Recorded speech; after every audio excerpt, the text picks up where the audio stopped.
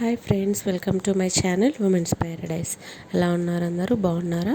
So ఈరోజు వీడియోలో వచ్చేసి నేను క్యాబేజ్ ఫ్రై రెసిపీ షేర్ చేస్తున్నాను.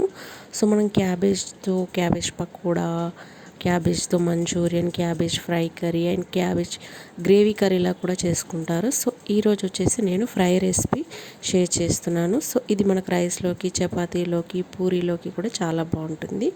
సో దీనికోసం ముందుగా మనం స్టవ్ మీద కడాయి పెట్టుకొని ఆయిల్ వేసుకొని హీట్ చేసుకోండి. ఆయిల్ హీట్ అయిన తర్వాత దీంట్లో పోపు గింజలు అండ్ ఎండుమిర్చి వేసుకొని కొంచెం ఫ్రై అవ్వనండి. సో ఇవి ఫ్రై అయిన తర్వాత దీంట్లో మనం కట్ చేసి పెట్టుకున్న పచ్చిమిర్చి అండ్ ఆనియన్ వేసుకుంటాం. సో మనం క్యాబేజ్ కూడా ఇలా చిన్నగా చాప్ చేసేసుకోవాలి. సో ఇప్పుడు మనం ఆయిల్లో కట్ చేసి పెట్టుకున్న పచ్చిమిర్చి అండ్ ఆనియన్ వేసుకొని కొంచెం ఫ్రై చేస్తామన్నమాట, సాఫ్ట్ అయ్యేంత వరకు. సో ఇవి కొంచెం ఫ్రై అయిన తర్వాత దీంట్లో అల్లం వెల్లుల్లిపాయ పేస్ట్ అండ్ కొంచెం పసుపు వేసుకుంటాము. సో పసుపు అనేది మన క్యాబేజ్లోంచి వచ్చే స్మెల్ని కూడా తీసేస్తుంది అన్నమాట. సో కొంతమంది క్యాబేజ్ని ఉడకబెట్టి కుక్ చేస్తారు. సో అలా చేయకుండా ఇలా చేసుకోండి. సో దీంట్లో మనం కొంచెం మినపగుళ్ళు యాడ్ చేసుకుంటున్నాము. సో మినపగుళ్ళు ప్లేస్లో మనం పచ్చిశనగపప్పు కూడా కొంతమంది యాడ్ చేసుకుంటారు. సో ఈ రెండిట్లో ఏది వేసినా బాగుంటుందన్నమాట. సో ఇప్పుడు దీంట్లో మనం కట్ చేసి పెట్టుకున్న క్యాబేజ్ ఉంది కదా, సో క్యాబేజ్ని వేసుకొని మొత్తం ఒకసారి మంచిగా మిక్స్ చేసేసుకోండి. సో మన క్యాబేజీ గ్రేవీ కర్రీ కంటే ఫ్రై రెసిపీ చాలా చాలా బాగుంటుందన్నమాట.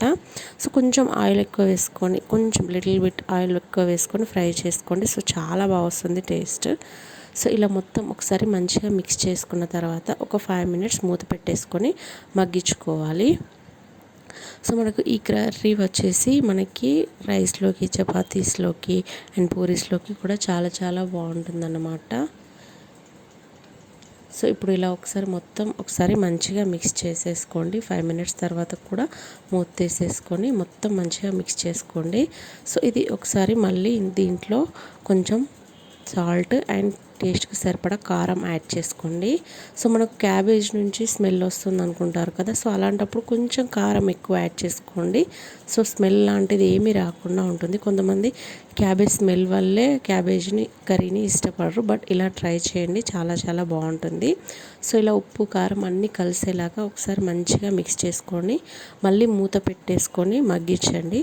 సో మీడియం ఫ్లేమ్లో పెట్టుకొని మగ్గించుకుంటే మన కర్రీ అనేది పర్ఫెక్ట్గా కుక్ అవుతుంది అన్నమాట. సో ఇలా మొత్తం ఫ్రై అయిపోతుంది. మన కారం వేసినంత పట్టేలాగా కర్రీకి మొత్తం ఒకసారి ఇలా మంచిగా మిక్స్ చేసుకోండి. సో ఇప్పుడు దీంట్లో వచ్చేసి మెయిన్గా మనం వేసుకోవాల్సిందంటే కొబ్బరి పొడి. సో ఎండు కొబ్బరి పొడి ఉంటుంది కదా, సో అది ఒక 2 spoons వరకు వేసేసుకోండి. సో మనకి క్యాబేజ్ కట్ చేసుకున్న దాన్ని బట్టి మనం కొబ్బరి పొడి వేసుకోవాలి. సో ఒక 1/2 kg అయితే 1 spoon వరకు, 1/2 kg అయితే 2 spoon వరకు యాడ్ చేసుకొని ఒకసారి మంచిగా మిక్స్ చేసుకున్న తర్వాత కొంచెం కొత్తిమీర వేసుకొని కలిపేసుకుంటే మన కర్రీ అనేది రెడీ అయిపోతుంది అనమాట. సో చాలా చాలా బాగుంటుందన్నమాట. డెఫినెట్గా మీరు ఇంట్లో కూడా ట్రై చేయండి. సో మీకు కనుక ఈ వీడియో నచ్చినట్టయితే ప్లీజ్ సబ్స్క్రైబ్ చేయండి ఉమెన్స్ ప్యారడైజ్ అండ్ లైక్ చేయడం, షేర్ చేయడం అస్సలు మర్చిపోకండి. Thank you so much for watching.